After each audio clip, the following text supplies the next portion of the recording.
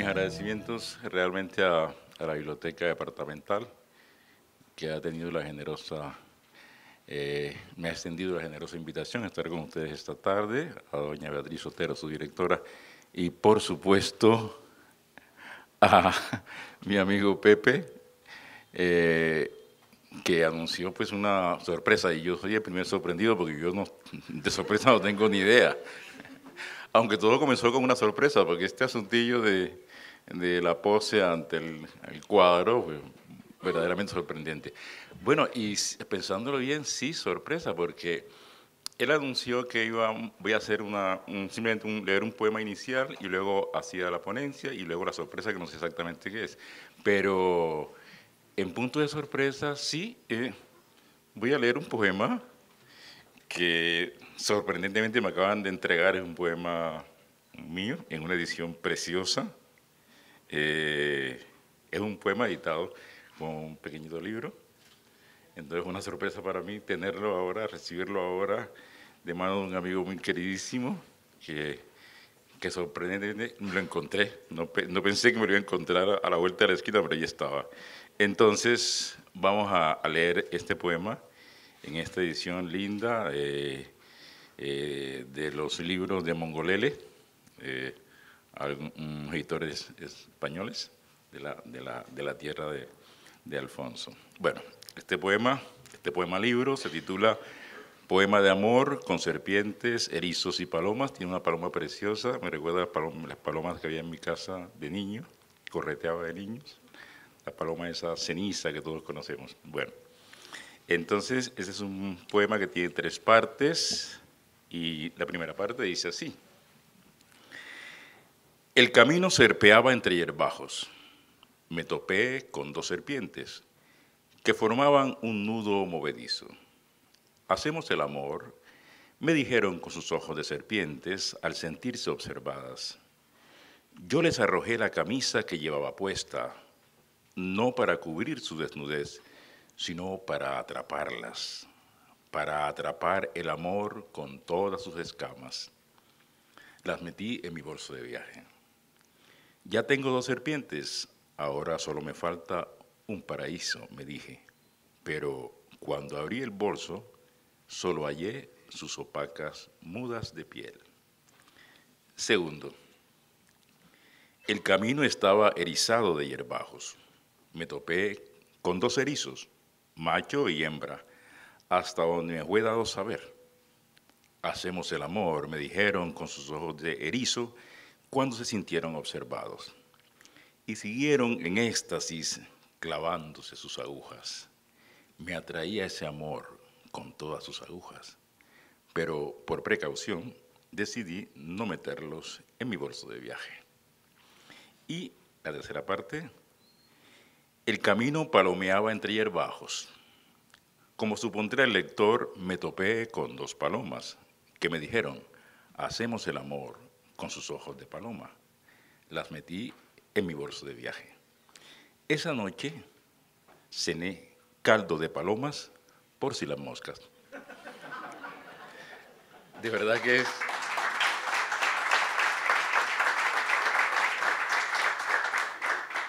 es un librito precioso, se puede meter de contrabando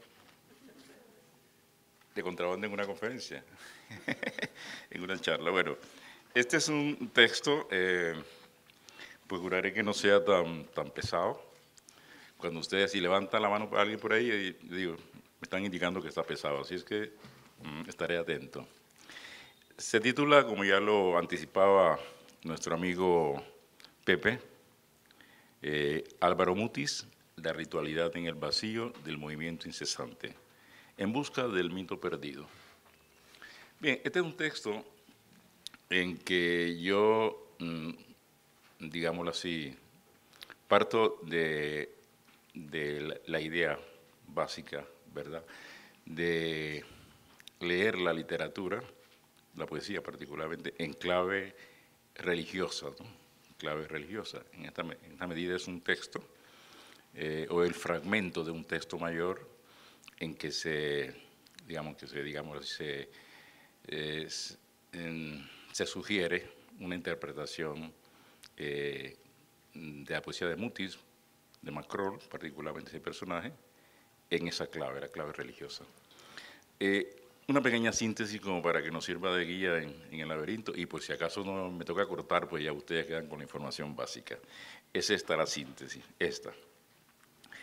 En Macrol se realiza el arquetipo de la errancia, en términos de una ritualidad vacía, hueca. Esto es, una ritualidad separada de su mito. En consecuencia, una ritualidad en busca del mito que la funde o que la refunde. Esto explica el movimiento incesante como signo del personaje, me refiero a Macrol. Esto explica la inestabilidad y falta de sosiego de este antihéroe. Bien,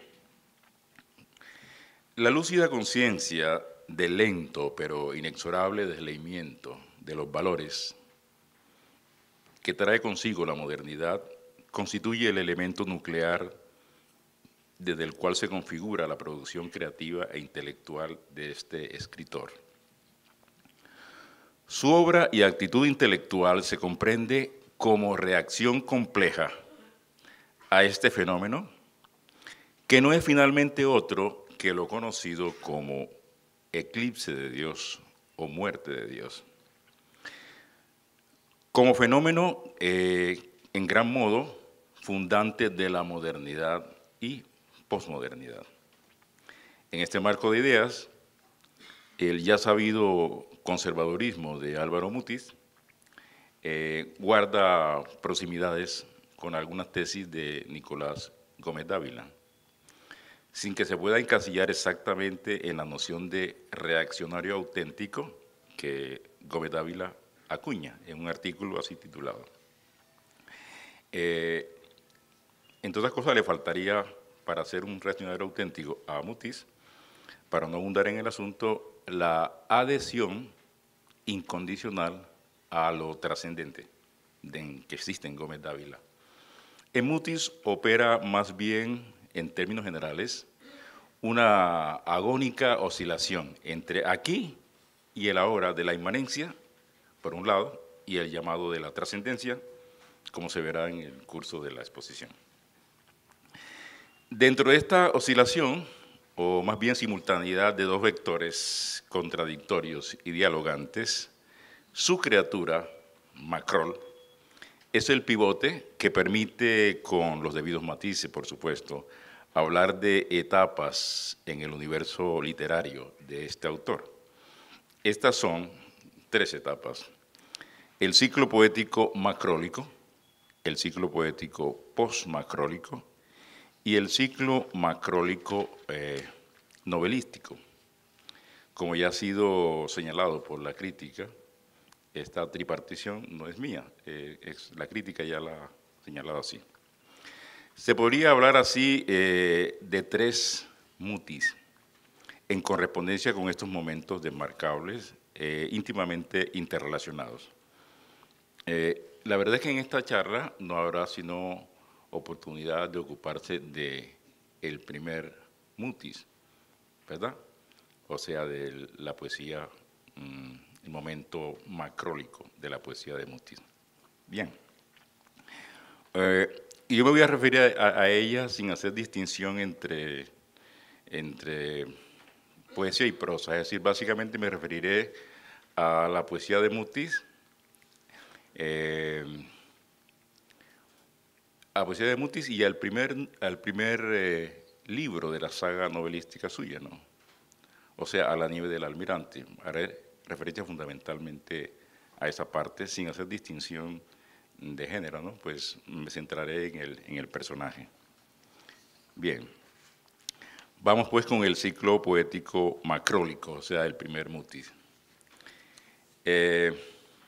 Como un subtítulo, para mí el elemento clave para leer a Mutis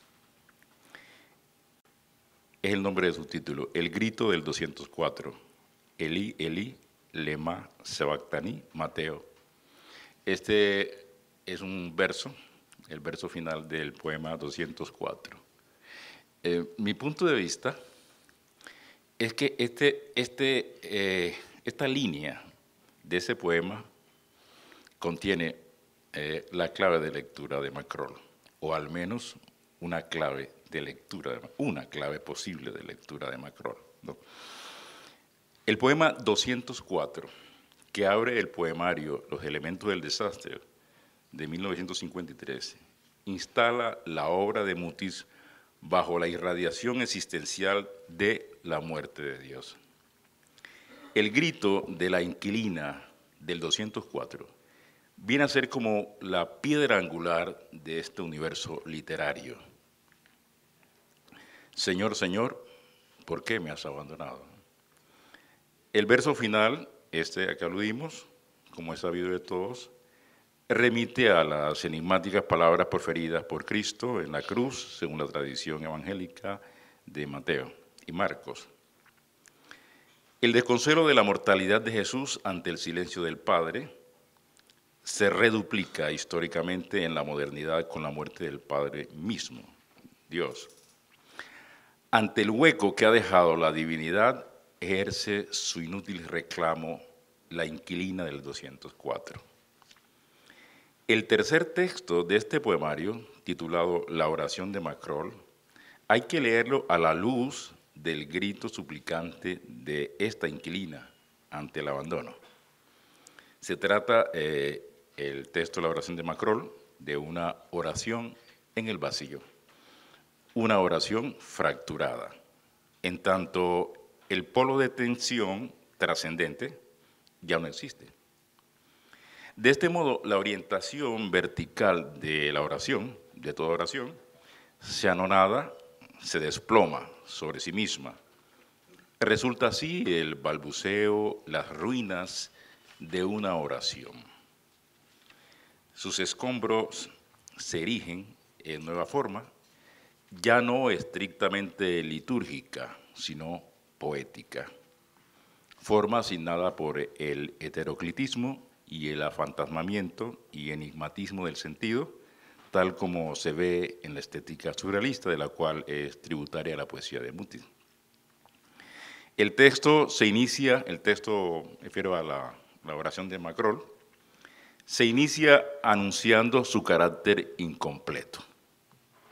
Dice así: no está aquí completa la oración de Macrol el Gaviero, pero el más profundo significado de su incompletud se revela en la configuración del poema mismo. En efecto, esta oración deflecada es lo que resta de la oración cuando su destinatario, que es la trascendencia, ya no está allí. Pasamos a otro pequeño corte. Nihilidad y movimiento incesante de Macrol como consecuencia de la pérdida del centro. El nihilismo de Macrol, su desesperanza, su errancia sin tregua, son hijos de este desconsolado grito del 204. Macrol es, comillas, un hijo del limo, tal como aparece en el clásico poema de Gerard Nerval, un huérfano de Dios.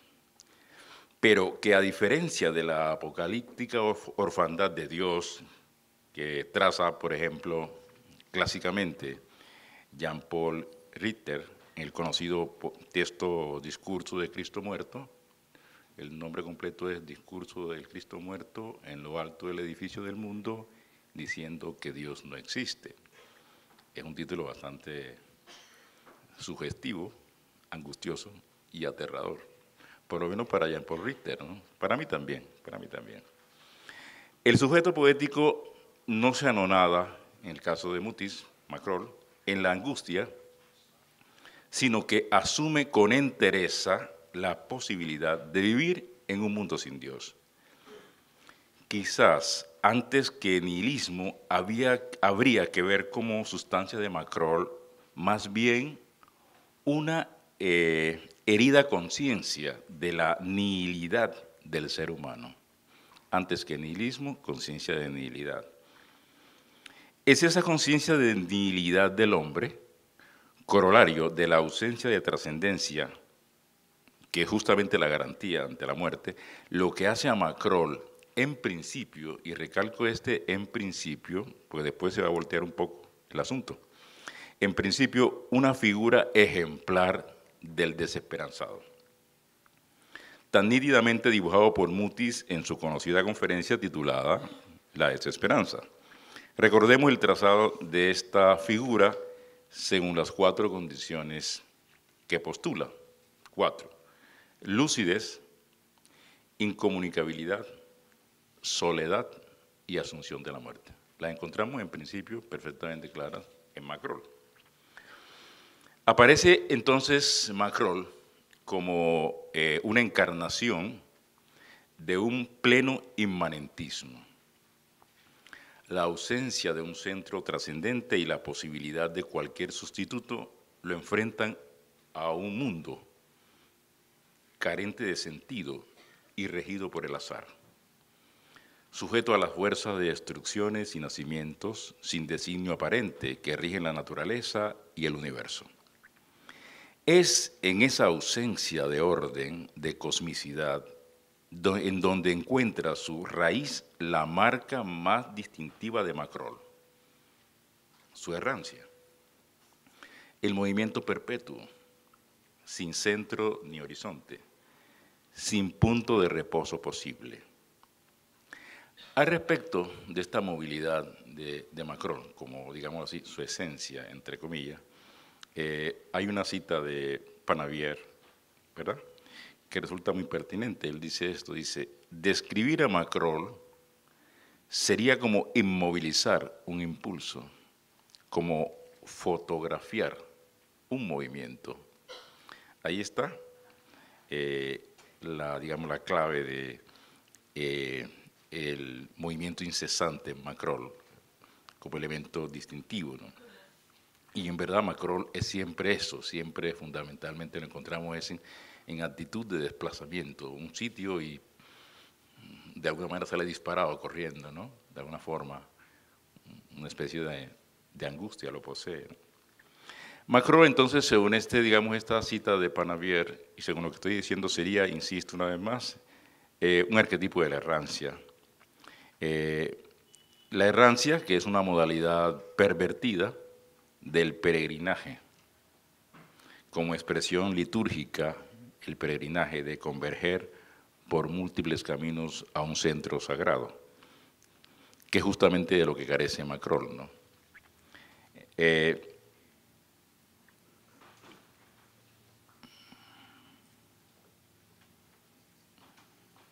Esta condición, pues, de errancia detona o se dispara una vez que se ha producido el desplome del punto fijo, del centro trascendente, errancia que se pone en escena dentro de la pura inmanencia, como decía, pero que no olvida, curiosamente y paradójicamente, a la vez, no olvida a la vez que oculta secretamente su origen. Este origen incluso puede permanecer oculto para el mismo Macrol, para el sujeto poético en general.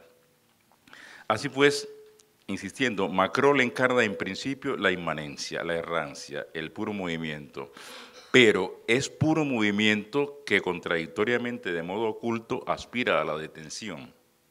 Y ojo, no a cualquier tipo de detención, sino a una detención trascendente. Esta tensión interna del personaje es el motor del personaje, es el íntimo dispositivo que dinamiza la errancia, justamente. Con relación a este tema del movimiento, ya la inquilina del 204 es nombrada justamente como la incansable viajera. Si bien el tema del viaje ya hace clamorosa irrupción dentro de sus primeros poemas en el texto asimismo titulado El viaje, donde hace su bautismo de aparición Macrol, vinculado a un oficio asociado de suyo al desplazamiento o movimiento en tanto conductor de tren, oficio largamente ejecutado durante 15 años y que finaliza significativamente con una fuga. Casi todos los oficios de Macrol finalizan con una fuga, ¿no? que es justamente un movimiento sigiloso y generalmente precipitado, seguida siempre de un penoso viaje, ¿no?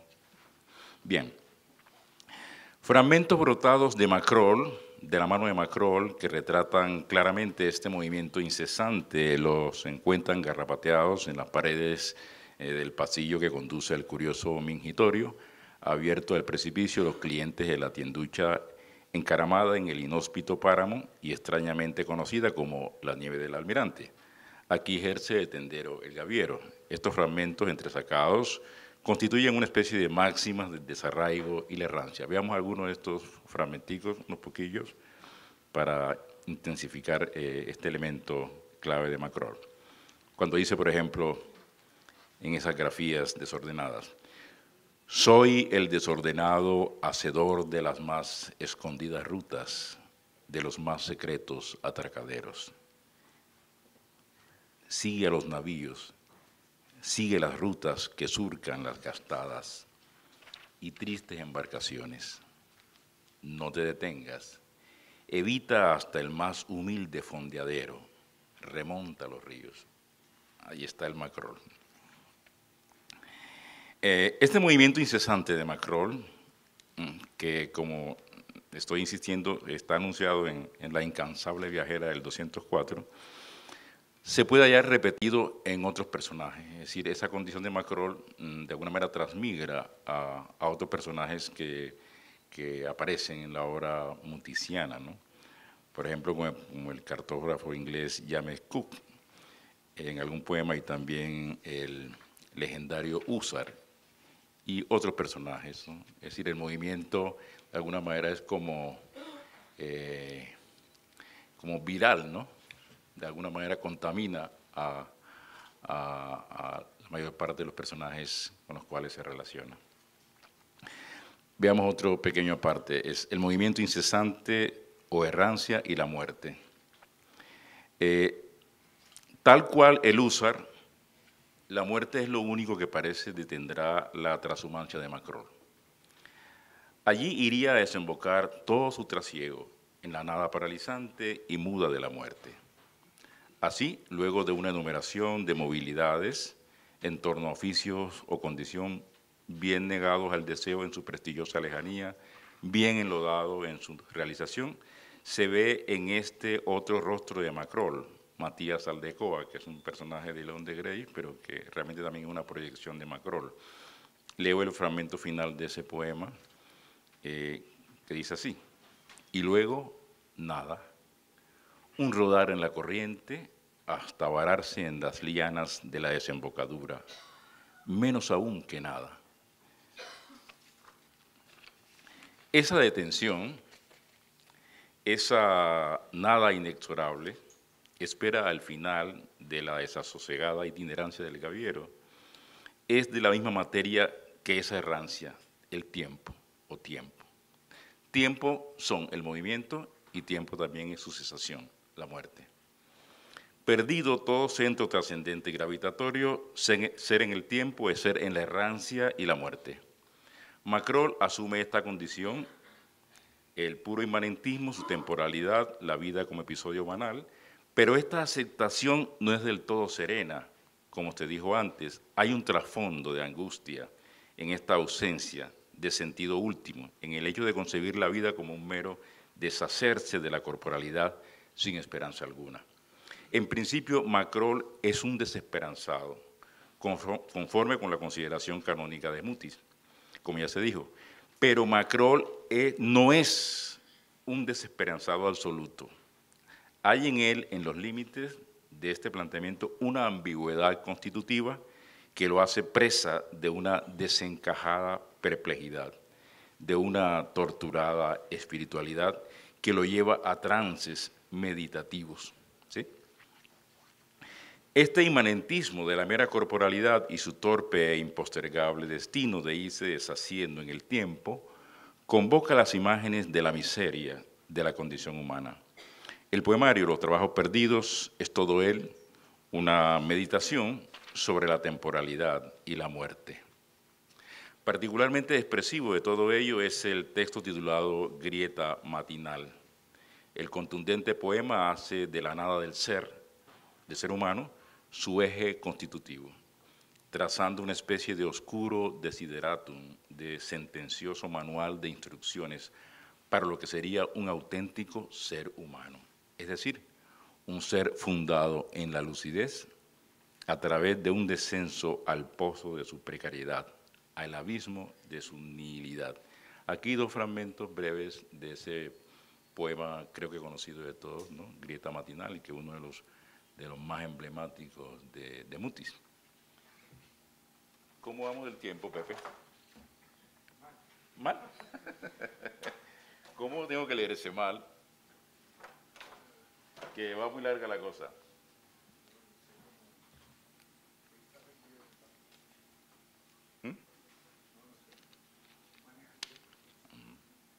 No, ya dije que si se tenía casado levantar la mano.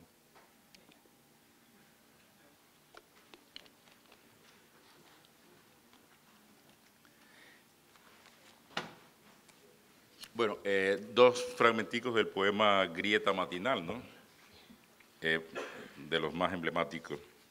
Cuando dice, cultiva tu miseria, hazla perdurable, aliméntate de su savia, envuélvete en el manto tejido con sus más secretos hilos.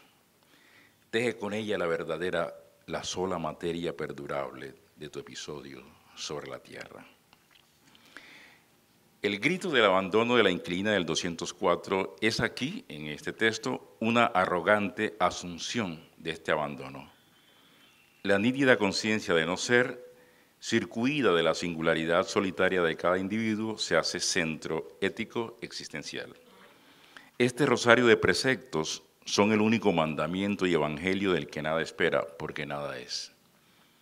El clímax de este desolado inmanentismo es expuesto en todo su terrible esplendor en uno de sus libros de plena madurez, Reseña de los hospitales de ultramar. Bueno, de plena madurez es una necesidad decirlo, porque Mutis nace en plena madurez, realmente. Así es que de plena madurez, desde el primer poemario, ya es un poeta de plena madurez, desde La Balanza, que es el poemario de infausta historia, el que fue quemado, los sucesos del Bogotá. El conocido frontispicio de este poemario condensa esa exploración en la nihilidad que constituye su núcleo, compendiada en su segmento final. Este es el segmento final del frontispicio de Reseña de los hospitales de ultramar, que suena bastante quevediano realmente. Dice así, en fin, todos esos pasos que da el hombre usándose para la muerte, gastando sus fuerzas y bienes para llegar a la tumba y terminar encogido en la ojera de su propio desperdicio. Una frase bastante contundente. Los hospitales de ultramar es un impresionante fresco de un mundo abandonado de Dios, ¿no? Arrojado al sufrimiento y la muerte. La arrogancia, lucidez, adopta en este poema la forma clamorosa del pregón en su texto inicial, que alegoriza el mundo como una gran casa de enfermos, como un gran antro de corrosiva destrucción. No vamos a leer ningún fragmento de ese texto. Pero en realidad, en Reseña de los hospitales de ultramar, todo ahí es enfermo, todo ahí es crapuloso realmente, todo ahí se deslíe, como decía antes, ¿no? El patos de la mortalidad se levanta en todo su maléfico y exasperante esplendor en el deslumbrante texto Moirologia, que personalmente es uno de los poemas de Mutis que más me estremecen, de la poesía colombiana realmente que más me estremecen. Bien, damos un pequeño salto acá y seguimos.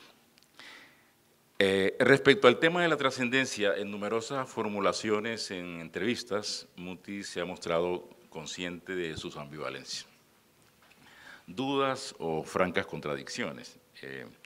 En este campo de la trascendencia, así por ejemplo en entrevista con Augusto Pinilla declara esto que me parece fundamental para comprender, porque esas ambivalencias se proyectan en Macrol, ¿no? Para comprender a Macrol. Dice Mutis, hay en mí una contradicción básica que es una celebración de un determinado orden establecido. fundamentado en la creencia de que trascendemos nuestra condición humana, que hay una trascendencia que rige nuestro destino y en un orden que podemos llamar divino.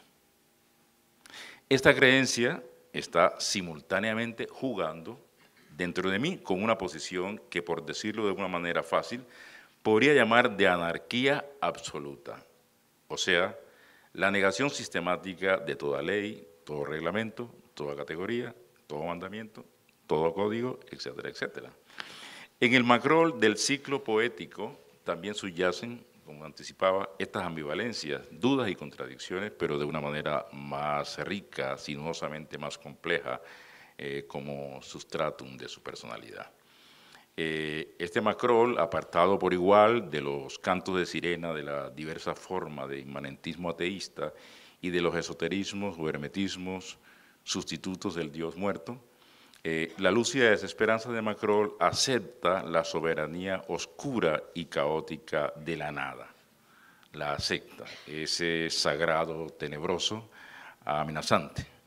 Lo acepta, esto es, sabe que eso está ahí, se sabe parte de eso, pero su reacción no es de patética angustia, ya se ha dicho, la acepta y en cierto sentido juega a la serenidad.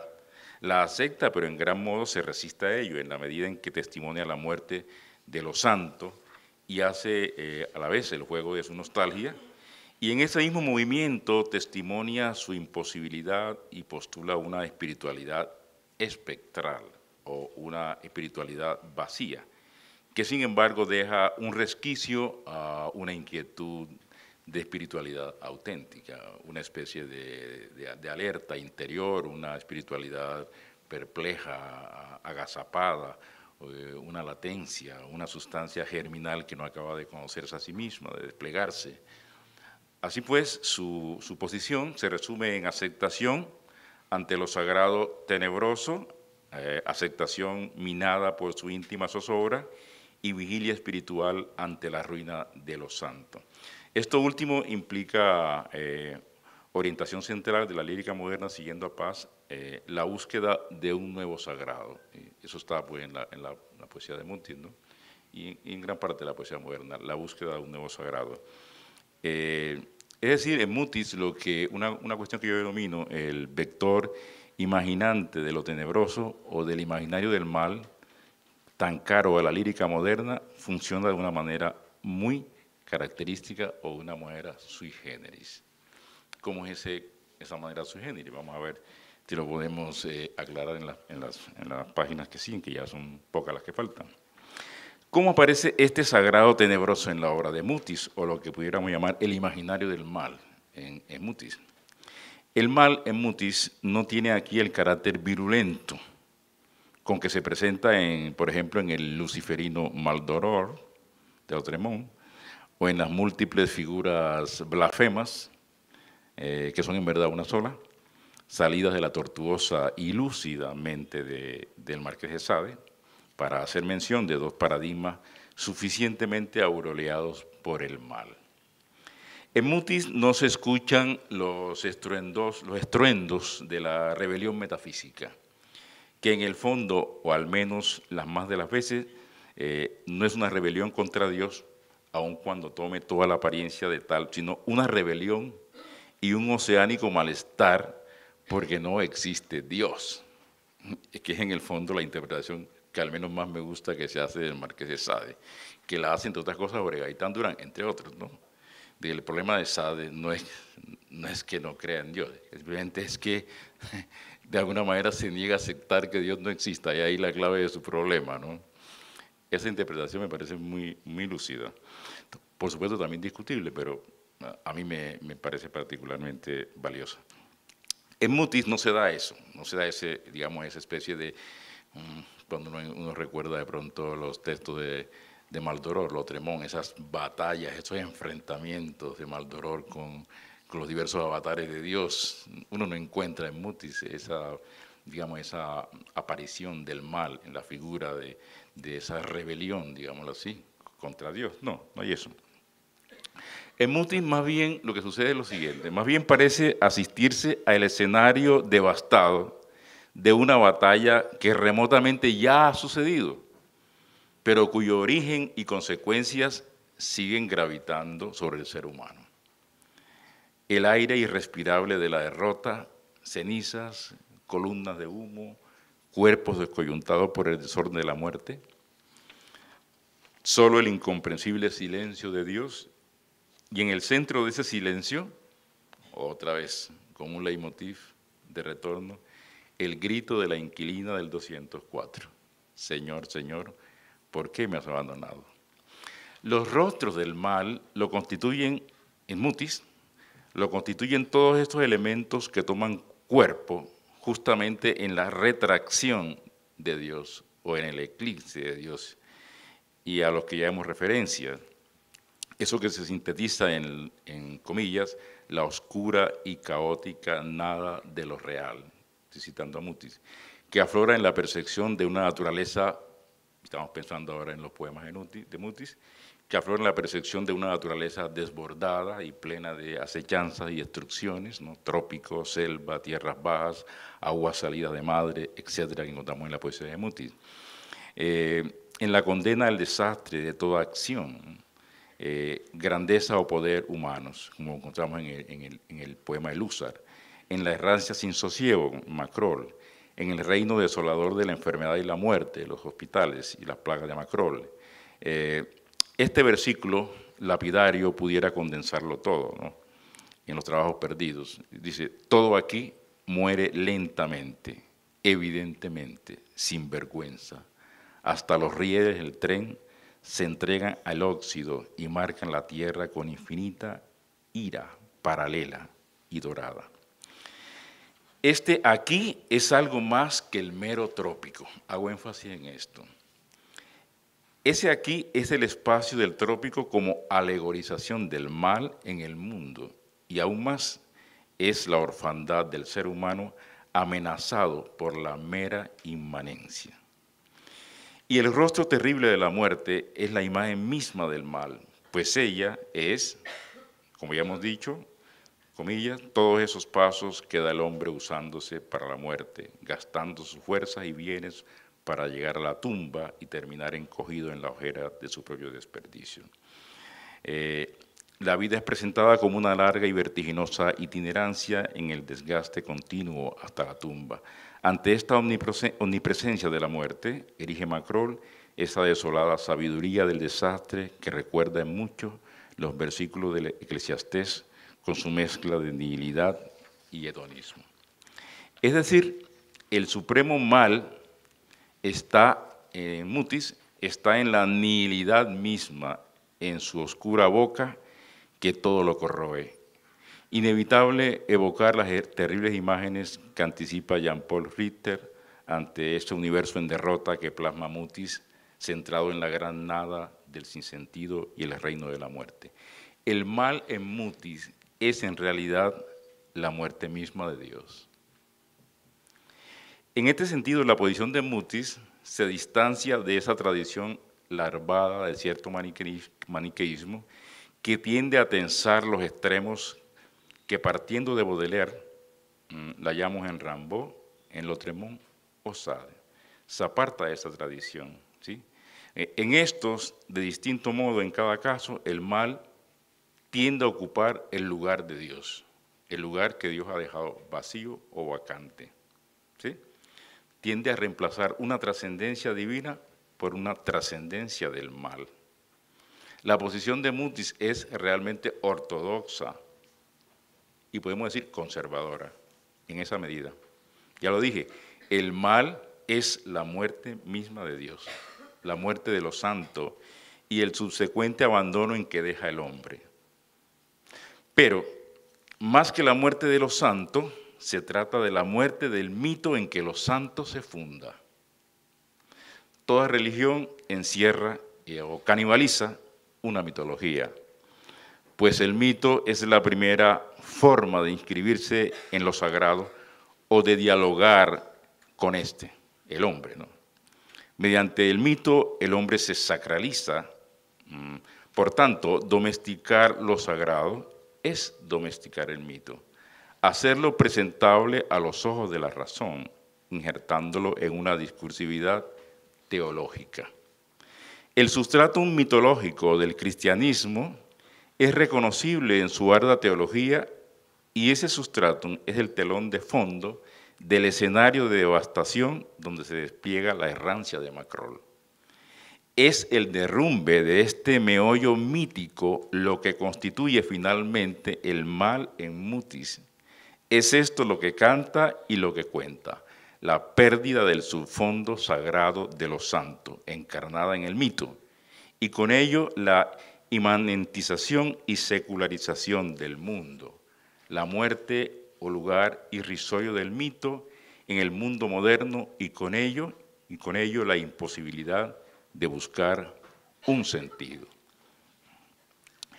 Es el vaciamiento del mito y la desosegante sospecha de que no hay manera de reconstruirlo, y en esto se revela un elemento paradojal de esta poesía, que por un lado, en sus momentos más emblemáticos, aparece como palabra atravesada por la ritualidad, la ceremonialidad, la liturgia, pero por otro declara la trágica imposibilidad del mito. Se está así ante la paradoja de una ritualidad sin mito. Esa sería la frase clave del asunto para esta lectura de Mutis, ¿no? Estaríamos ante Mutis, ante una ritualidad sin mito. Ahora, sabido es que mito y rito son correlatos que mutuamente se determinan y se sostienen.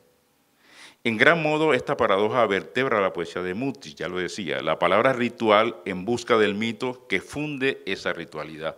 Ahí está, a mi modo de ver, la clave para la lectura de Mutis. De mito. Pero el mito ha muerto. El mito ha muerto. El Dios cristiano y la dramaturgia de la redención de que es garante era el gran mito que sostenía a Occidente. Y los sustitutos que ha fraguado la modernidad han resultado notoriamente mitos fallidos. La poesía de Mutis es de esta manera el imposible decir del mito, deseando decirlo, invocándolo secretamente, pero presintiendo que se trata de un llamado negado. Pues esta poesía denuncia lo que sería la gran enfermedad, entre comillas, de la modernidad, la crisis de su facultad mitopoética. Aquí estamos citando a Bataille. Es decir, su facultad para crear mitos fundantes y vivirlos y con ello planificar la vida. El eje del mito es necesidad que hunde sus raíces en lo instintivo y pulsional de esta planificación que dota de respuestas, de sentido, a los por qué y los para qué existenciales que abruman al ser humano.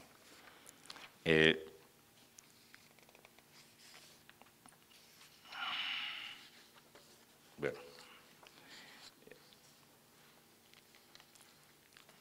Decía en páginas anteriores que en la poesía de Mutis no se escenificaba propiamente una rebelión metafísica, como en los casos paradigmáticos de Lautréamont y Sade, y que más bien parecía asistirse al escenario en ruinas de un hecho que remotamente ya ha sucedido, pero cuyo origen y consecuencias siguen gravitando sobre el ser humano.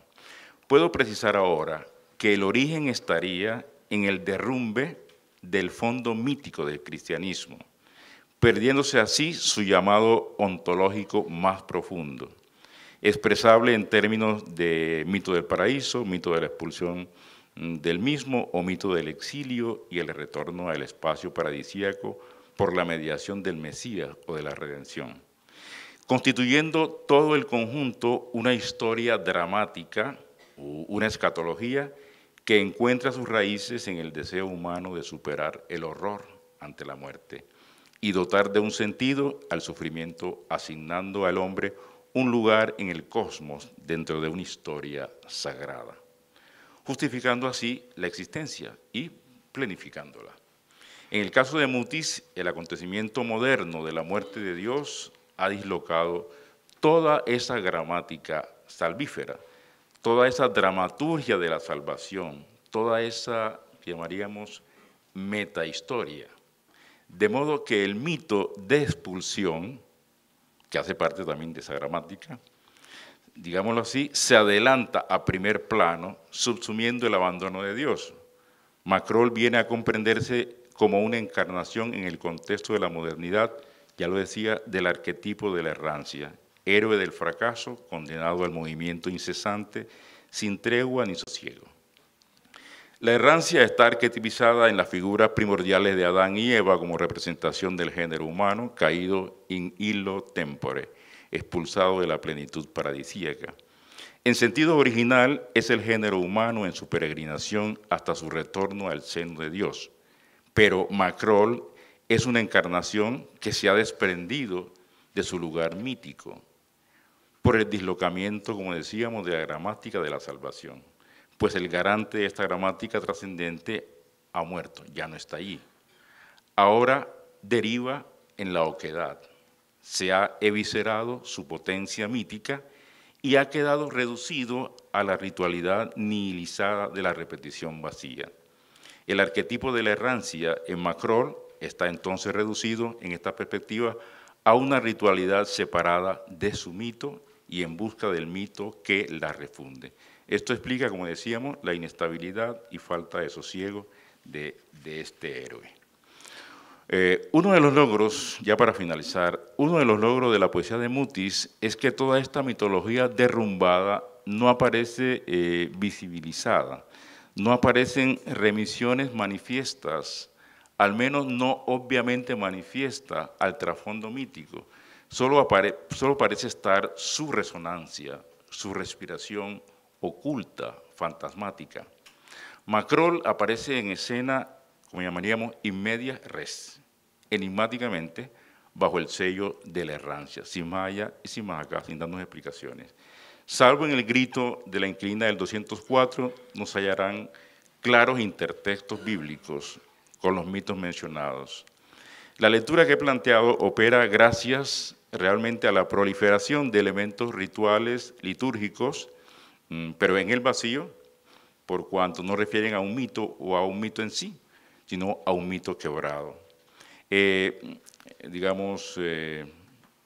Proliferación de elementos rituales que remiten a esquemas religantes o religiosos diseminados en los diversos poemarios, centrados de manera esencial en la figura de Macrol y particularmente en la transformación cuasi mística que experimenta Macrol al término de su evolución como personaje en el texto titulado El Cañón de Aracuriare, en el libro Los Emisarios, y sobre todo en la radical mutación que experimenta la poesía de Mutis a partir de su quinto poemario, el ya mencionado Los Emisarios, en que hace relevo a la desolación de Macrol, una plenitud espiritual de resonancias cristianas que va de la mano con personajes que hoy llamo antimacroles.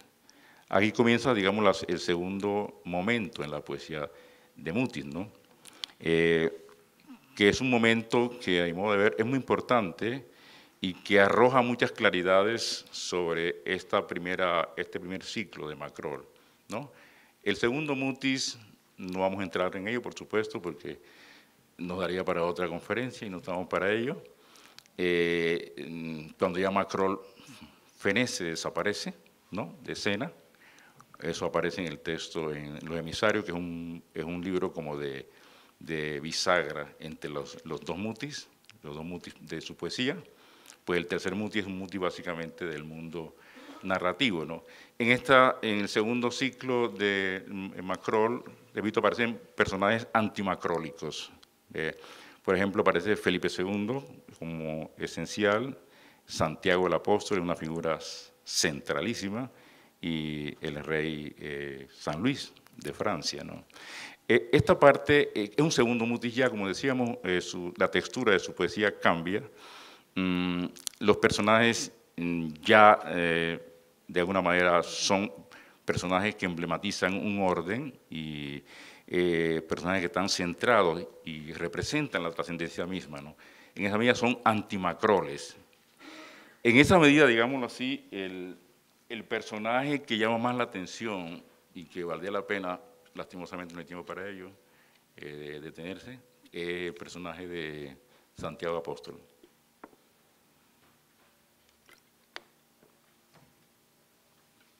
En uno de sus libros de este segundo ciclo, que es un homenaje y 7 nocturnos. Uno de los nocturnos, el más significativo en esta lectura, sería el nocturno de Compostela, donde justamente el personaje, que ya no es Macrol, el yo lírico, que ya no es Macrol, pero que de alguna manera sigue siendo Macrol, de alguna manera tiene como la impronta de Macrol. Este personaje se encuentra con Santiago Apóstol, justamente en un centro de peregrinación, que es la Plaza del Obradoiro, en Santiago de Compostela, y ahí se produce ese encuentro, ¿no? Como una especie de encuentro largamente deseado por el personaje lírico, y es acogido en los brazos, ¿verdad?, de Santiago Apóstol, el santo de los peregrinos. Justamente el santo de los peregrinos que da acogida a alguien que ha estado no peregrinando, sino errando de alguna manera, como es Macrol. Aunque repito, ya aquí no aparece con el nombre de Macrol, pero en el fondo sigue siendo Macrol, ¿no? Podríamos decir, Macrol muere en muchas ocasiones o en varias ocasiones en su obra, pero yo diría que el momento en que Macrol muere como tal, definitivamente, es en este momento en que el personaje lírico de alguna manera se abraza con Santiago Apóstol y digamos, ahí cesa realmente el movimiento que anima a los personajes. Tal como este poema, aparecen otra serie de poemas muy epifánicos en esta segunda fase de la poesía de Mutis, poemas epifánicos, en los cuales ya Macrol no está, hay otros personajes, y este personaje lírico es demasiado parecido a Mutis, ya está muy cercano, casi que uno no podría establecer mucha diferencia entre Mutis personaje y Mutis persona, aunque Mutis siempre fue personaje, ¿no? Aún siendo personaje, era un personaje. Entonces, bueno, pero ahí queda digamos, como la inquietud, pues si alguna vez nos volvemos a encontrar y a seguir la conversación. ¿Mm? Y ahora, no sé, pues la sorpresa de que hablaba Pepe, que yo no sé de qué estaba hablando.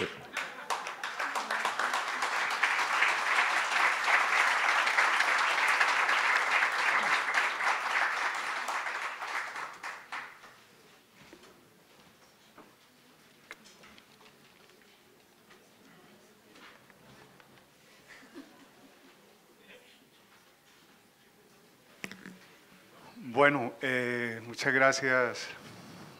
Vaya sacando la sorpresa. ¿Ah, sí? Ah, pero es que además Bueno, yo no, tengo la sorpresa. se trata de lo siguiente. Bueno, primero que todo, mañana vamos a tener doble jornada. Vamos a tener una cosa muy curiosa, que es la presentación de un libro caleño ecuatoriano por su editora, que está aquí presente, Gabriela Alemán, y vamos a presentar un libro de cuentos de ella también. La primera parte es a las 4:30 y la segunda a las 6:30 en la biblioteca departamental. Quiero también decir que todos estos materiales que se han estado, tanto lo que ha sido filmado como lo que ha sido escrito, va a estar colgado en las memorias de este festival. Y también quiero decir algo que se me olvidó al principio, y es que la Secretaría de Cultura del municipio es nuestra anfitriona y también nuestra socia en este proyecto, y a ella muchas gracias. Bueno, la sorpresa es que yo les he dicho, yo he hecho mucha cantaleta con el tema de la lectura en voz alta en mis talleres, y de que hay que aprender a leer en voz alta, y de que hay que aprender a escuchar los textos, y que hay que aprender a leerlos bien. Y voy a aprovechar que aquí hay alguien que más o menos lo hace bien para que lea unos poemas. Ah, y ese alguien soy yo. Ah, Ese eres tú. Ya voy entendiendo la cosa. Entonces, vamos a leer algunos poemas. ¿Sí? Bueno, vamos a leer unos poemas. Entonces, vamos a leer unos poemas. Vamos a hacer de un libro que se llama La pupila incesante, y por eso vamos a cambiar, a propósito de pupila, vamos a cambiar de pupilas. Sí. La pupila incesante. Por más señas está ahí a la entradita, por si alguien está interesado. En la edición esta, si no, este es ejemplar, edición única, para el autor nada más, lamentablemente no está en venta. Bueno, vamos a leer algunos poquitos poemas de la pupila incesante. Vamos a leer este que se titula Ceremonias. Son 4 segmentos. El primero dice así: una lámina de metal pulido, fulgente como un espejo, se le hace descender por escalinatas a una habitación oscura. La sombra no tarda en devorar toda la luz que la habita. Así, el espejo puede liberarse del oficio de ser espejo y dedicarse a sus propios fantasmas. 2. Un ojo de agua del que emana luz como fina arena. Asperjarlo, mirando fijamente la curva línea del horizonte. Enderezarla con las manos, caminar con sumo cuidado sobre ella. 3. Un cabello del canto de un pájaro, expuesto a la pupila de la luna. Verlo cómo relumbra en su callada música, hacerle un nudo en cada uno de los extremos para sujetar ese silencio. Y el cuarto es este: una imposible máquina para atrapar a Dios. Algo de espejo abismal, de erizada antena fabulosa. Se escuchará solo el monstruoso bramido, el eco, el embés de su presencia.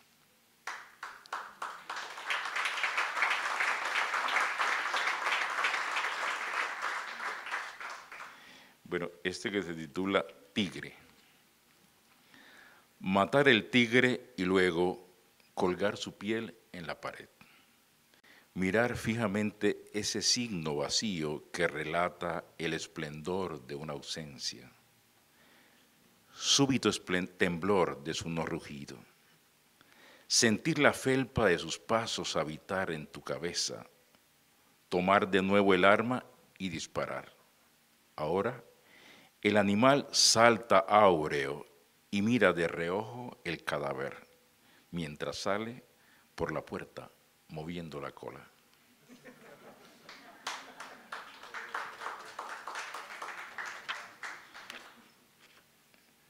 Y veamos,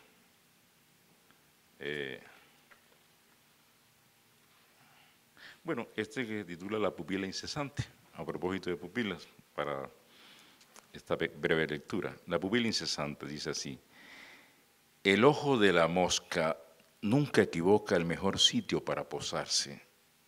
Su revoloteo es baile sobre la mortecina. El gusano es más filosófico. Prefiere trabajar en lo profundo hasta la disolución final. Ese territorio tan cercano al milagro, donde el miasma vuelve a ser mosca, gusano, pétalo, ángel o pupila incesante que contempla este juego.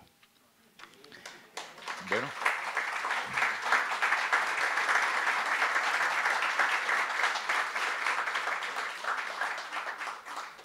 Bueno, chicos, gracias. A una ñapa. ¿Pero de conferencia o de poema? Los maté con la conferencia. Bueno, ese era mi secreto propósito, dejarlos listos, arreglados, como se decía. Bueno, una ñapa. Bueno, vamos a leer de ñapa este que le gusta tanto a mi amigo Horacio Benavides, este que se titula Metafísica. Vamos a leerlo. Pero cambié de lente.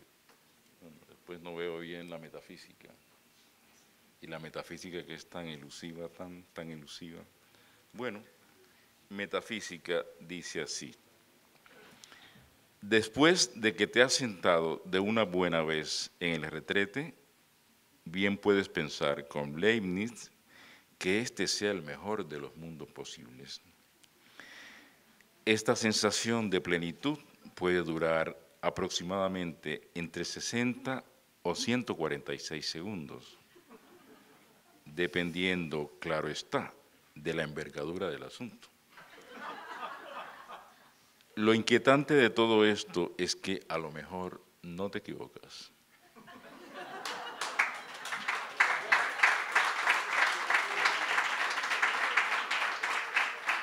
Bueno, pero yo quiero darle una ñapa de Mutis. ¿Quieren o no quieren?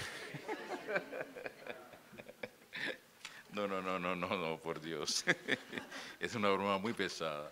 No, pero si hay alguna comentario, alguna observación, alguna pregunta sobre la presentación, que de todas maneras fue un poco, como diría Santa Teresa de Jesús, un tanto perfunctoria. Pues la verdad es que no podíamos adentrarnos muchos en el asunto, apenas nos quedamos como en la corteza, ¿no? Amenazando ahí. Pero digo, pues sí, alguna inquietud, pues con todo gusto podemos comentarlo o conversarlo, si hay lugar para ello. A ver. Bueno, primero, felicitaciones. Mi nombre es Felipe Domingo Cabezas Prada. Sí. Quisiera, si está amable, ¿qué relación tiene o usted puede hacer entre la poesía de Candelario Obeso y la de Mutis?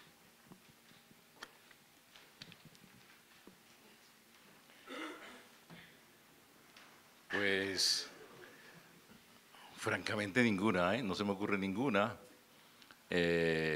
No, la verdad es que no veo ninguna conexión, pero sería maravilloso si usted pudiera de pronto hilarnos algún tejido en el asunto, sería fantástico. Candelario Obeso fue perseguido por la iglesia por su poesía, ¿no? Inclusive fueron prohibidas sus poesías en los colegios. Y lo mismo la poesía de Mutis. También fue prohibida porque se consideraba una poesía peligrosa, no ajustada a la espiritualidad y al cristianismo. Desde ese punto de vista, ¿qué relación habría? Bueno, la verdad es que viendo la poesía de Mutis no veo nada de peligroso, realmente. Yo he dicho justamente que es una poesía más bien conservadora, más bien ortodoxa, y debo decir, uno desconoce tantas cosas en el universo que desconozco si alguna vez fue prohibida la lectura de la poesía de Mutis en algún momento. No lo sabía realmente, confieso mi ignorancia. ¿A ustedes? ¿Quiénes son ustedes? las religiosas? Ah, las religiosas. Sí, desde el punto de vista de yo estudié una normal y tanto la poesía de Candelario Obeso como la poesía de Mutis era restringido su lectura. ¿Sí? Claro. Fíjate, bueno, ese es un dato interesante. La verdad es que no había percibido que hubiera... Claro, es comprensible que en centros religiosos, probablemente la poesía de Mutis y Candelario Obeso, centros pues dogmáticos, fundamentalistas, pudiera darse esos casos, pero no sé, hasta ahora me entero, seguramente se dio en muchos colegios, instituciones de ese tipo, dado que de todas maneras, aunque yo hablo de que es una poesía conservadora, ortodoxa, religiosamente la de Mutis mismo es conservador, ¿no? Ya lo relacionaba yo con la noción de reaccionario auténtico de Nicolás Gómez Dávila. Pero de todas formas, a pesar de ser una poesía que finaliza, concluye en una poesía de tipo trascendente, obviamente sería un tipo de religiosidad o de religamiento, de espiritualidad conflictiva, problemática, un tanto atípica, por consiguiente no podría entrar dentro del dogma, ¿no? Pero la verdad es que no había tenido la experiencia de saber que hubiera sido, digámoslo así, hubiera puesto talanquera a sus lecturas en unas instituciones. Pero bueno, como digo, uno siempre va conociendo cosas y ahora usted me hace ese aporte muy significativo, lo tendré en cuenta. ¿Sí? ¿Cuál normal es? ¿Perdón? ¿En cuál normal? Ah, ¿en cuál normal? Pregunta. Ah. En Nariño. En Nariño, bueno, Nariño bastante liberal que es Nariño, ¿no? Explicable. Sí. Por eso decía liberal entre comillas. Allá el amigo Alfonso tiene una... Buenas noches y gracias por tu exposición. En clave religiosa, claro, como has anunciado al comienzo, mi experiencia personal cuando leí La nieve del almirante es que siempre se me aparecía un personaje. Yo no sé si detrás, encima de Macrol, pero se me aparecía una presencia inquietante y yo no sé si era un espíritu o un fantasma. Si hablamos de espíritu podemos estar más cerca de lo religioso, si hablamos de lo fantasmal, tal vez no. Me recordaba la invención de Morel, la fotografía de los espíritus, ¿no? Una errancia, un desplazamiento imposible de captar, imposible de capturar. Al final pensé que Macrol es un fantasma. Ya. Con una lectura distinta a la religiosa, que por supuesto siempre va a estar, ¿no? Con Mutis, lo religioso, pero una lectura distinta, ¿no? Simplemente. Una lectura espiritista, de pronto. Sí, posiblemente. Podría Pero ser. es más lo fantasmal que lo espiritual. Bueno, pero ¿sí? fíjate que eso que me dices, Alfonso, podría tener su lógica. Habría que indagar un poco en el asunto, porque... No, en la experiencia de la lectura aparecía. Por supuesto, sí, pero lo que te quería decir era esto, que a lo mejor no, que puede haber ahí un fundamento muy interesante, porque justamente Macrol en su poemario, en los poemarios donde aparece emblemáticamente, no en La nieve del almirante, aunque La nieve del almirante está un clima de fantasmamiento, indudablemente la presencia de ese algo a donde va él, ¿verdad?, que le es dable solamente mostrarse, ¿no?, mostrarse desde lejos, y a veces con una luz tremenda, en fin, hay un elemento indudablemente fantasmal. Pero incluso si uno mira, por ejemplo, entre los emisarios y Caravanzari, en los emisarios, sí, Caravanzari, ok.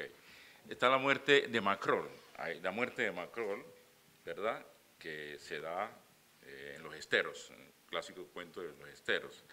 Pero, sin embargo, después de eso, después de los esteros, aparecen unos momentos de Macrol en que lo que uno cree estar sinceramente ante un fantasma de Macrol. Como, en efecto, hay un poema que después, en el cual aparece en el Hades un personaje hablando que no es sino Macrol, en última instancia, por los tics que usa, los elementos que usa, es un Macrol hablando desde la muerte, ¿no? Y luego hay un texto que es la última visita de Macrol, la última visita del Gaviero, que le hace al amanuense, a entregarle los últimos papeles, etc. Ese es un episodio que se da después que se da esa especie de encuentro de Macrol consigo mismo, con su mismidad, o tal vez con una especie de divinidad interior, etc., en el cañón de Aracuriare.